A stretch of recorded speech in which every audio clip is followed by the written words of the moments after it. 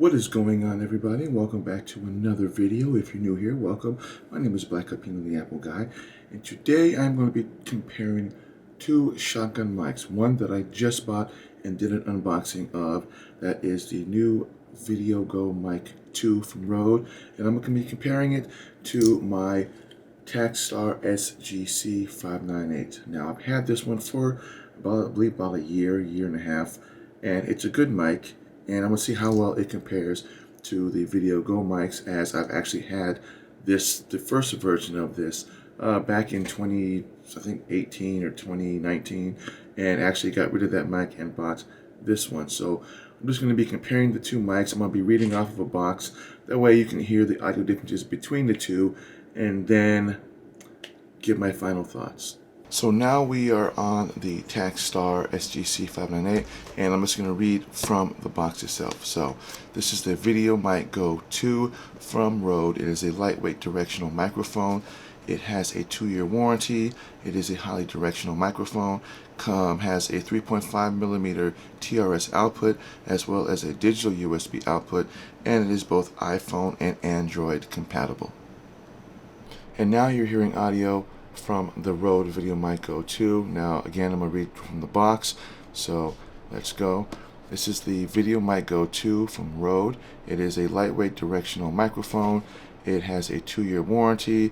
It's highly directional. It has a 3.5mm TRS output as well as a digital USB output, and it is both iPhone and Android capable.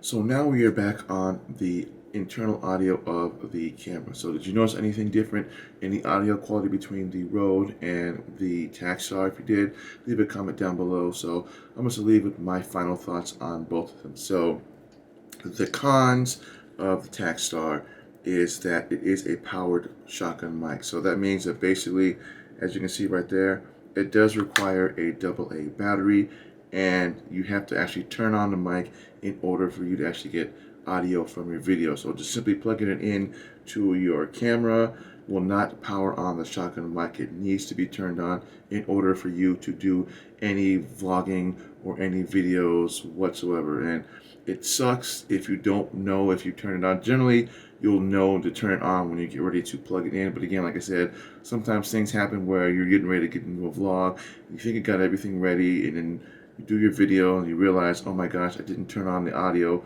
on my shotgun mic.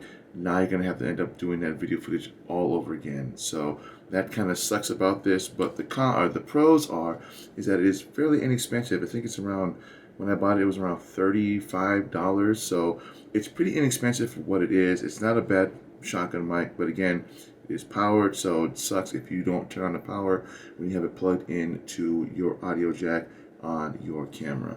So with the Rode Videomic, I love the fact that it's a small compact camera, or I'm sorry, small compact mic. So with this, you can actually use this as a boom mic if you want to. Like the Takstar, you can also use it as a boom mic, but the difference being is you can actually remove this from its holster, and you can simply just use this as a standalone, and you can plug it into both your PC and Mac, and that works fine. Whereas with the Takstar, it's kind of big and bulky. You can't really do that with it. In terms of price wise, yeah, it's about $100, and that may seem like a lot, but the fact that it's actually powered internally by the camera itself, you don't have to worry about turning on the mic, or is the battery on, or did I get the audio quality I needed because the battery was dead. Nope, you simply just put it on, you simply just put it back in its little holster, and you simply just plug in your 3.5mm plug-in, which it does come with, and then you simply just power it into, or you plug it into your camera, and then there you go. So that is pretty much everything that I have for the Rode versus the Takstar. I'll probably end up using the Rode as my main shotgun as a main shotgun mic, as it is, again, small and compact. Fits perfectly fine on my ZV-1 and on my A6400, and I can use it also as a standalone, as it leaves a small footprint on my desk. And that is everything that I got for the comparison between my Rode and my Takstar. And again, if you're new to my channel, please feel free to browse, and I will see you guys in the next video. Take care, stay safe.